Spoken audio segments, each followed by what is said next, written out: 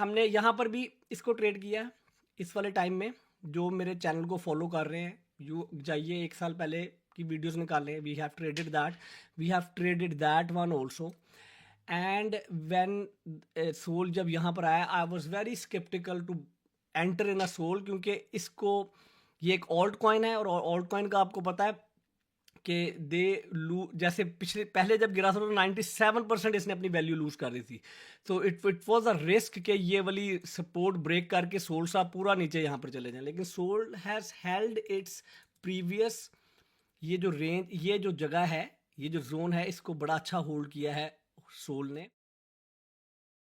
और अब हमारे पास और बेहतर कंफर्मेशन है मार्केट में एंटर होने के लिए। तो क्या हमें अभी एंटर होना चाहिए कि अब निकल गई है ट्रेड हाथ से?